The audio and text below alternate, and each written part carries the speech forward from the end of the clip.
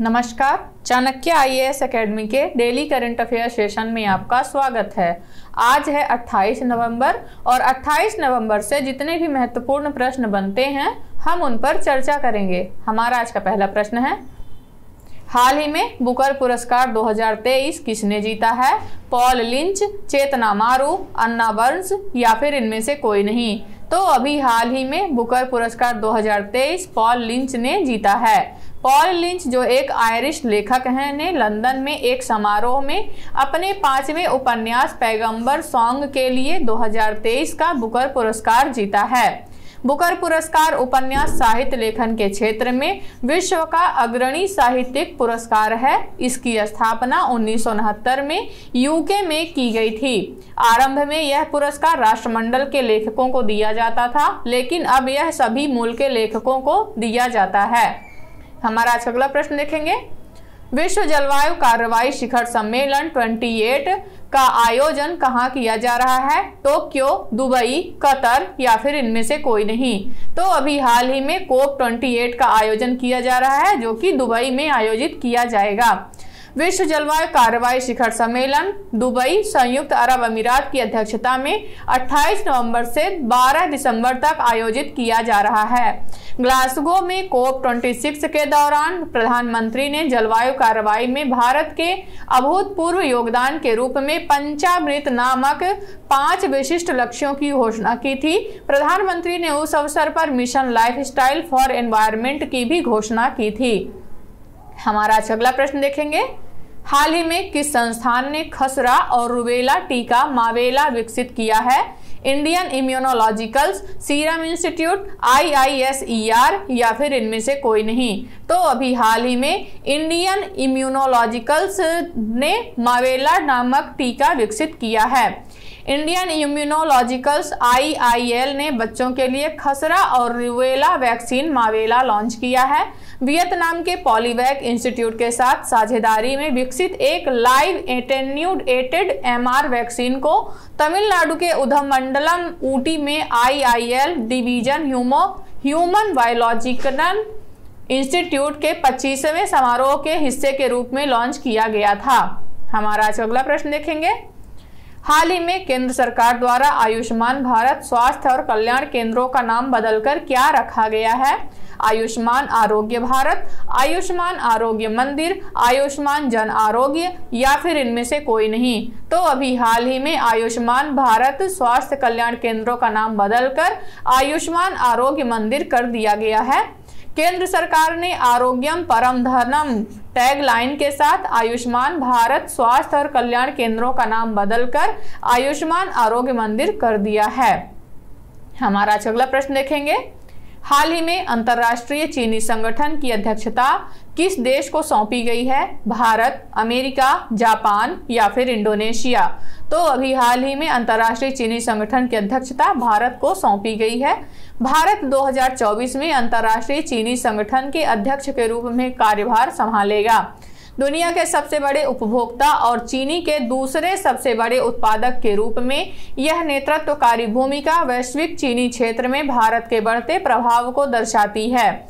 यह घोषणा ISO की 63वीं परिषद बैठक के दौरान की गई, जिसका मुख्यालय लंदन में है। इस सम्मेलन में गन्ने की खेती, चीनी और इथेनॉल उत्पादन और उप उत्पादों के कुशल उपयोग में पर्यावरण के अनुकूल दृष्टिकोण अपनाने के लिए सदस्य देशों को एकजुट करने पर ध्यान केंद्रित किया जाएगा। हमारा अगला प्रश्न देखेंगे, हाल ही में दक्षिण पूर्व एशिया के पहले नाइट स्काई अभ्यारण्य की शुरुआत कहाँ की जाएगी?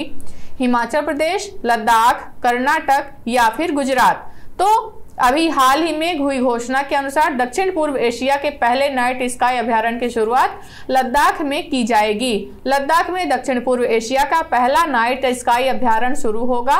अभ्यारण्य की स्थापना भारतीय खगोल भौतिकी संस्थान बेंगलुरु की मदद से की जा रही है, जो भारत सरकार के विज्ञान और प्रौद्योगिकी विभाग से संबंधित है। यह डार्क स्काई रिजर्व चांगथांग वन्यजीव अभ्यारण्य के एक हिस्से के रूप में पूर्वी लद्दाख के हानले गांव में स्थित होगा एवं भारत में खगोल पर्यटन को बढ़ावा देगा और ऑप्टिकल, इंफ्रारेड और गामा रे दूरबीनों के लिए दुनिया के सबसे ऊंचे स्थानों में से एक होगा। हमारा आज अगला प्रश्न देखेंगे, ISSF विश्व कप फाइनल 2023 में किस भारतीय खिलाड़ी ने कांस्य पदक जीता है? अनीश भानवाला, अमनप्रीत सिंह, हर्ष गुप्ता या फिर इनमें से कोई नहीं? तो अभी हाल ही में अनीश भानवाला ने ISSF विश्व कप फाइनल 2023 में कांस्य पदक जीता है। भारतीय निशानेबाज अनीश भानवाला ने दोहा कतर में आयोजित ISSF विश्व कप फाइनल 2023 में पुरुषों की 25 मीटर रैपिड फायर पिस्टल स्पर्धा में कांस्य पदक जीता है। यह ISSF विश्व कप फाइनल के इतिहास में पुरुषों की 25 मीटर रैपिड फायर पिस्टल स्पर्धा में भारत के लिए पहला पदक भी था।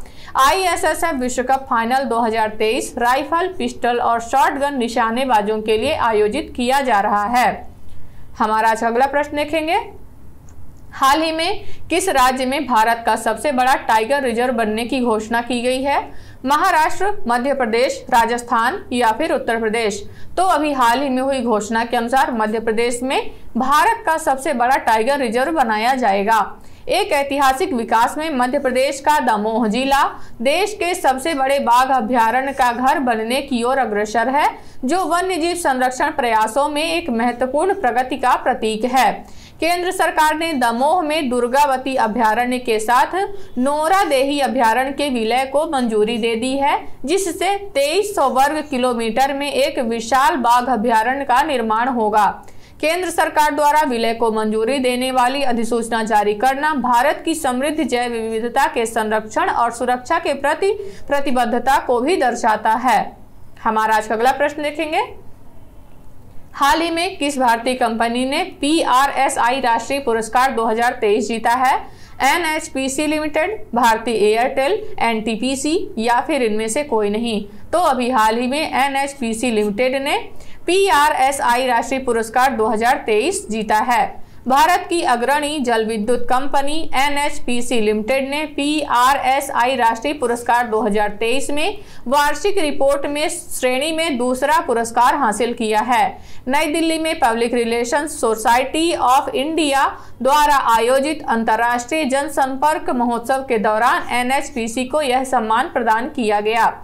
NHPC लिमिटेड, जिसका मुख्यालय फरीदाबाद भारत में है, एक प्रमुख सार्वजनिक क्षेत्र की जल विद्युत कंपनी है, जिसका समृद्ध इतिहास 1975 में इसके निगमन से है। हमारा अगला प्रश्न देखेंगे। हाल ही में लॉन्च खेलो इंडिया पैरा गेम्स शुभंकर 2023 का क्या नाम रखा गया है?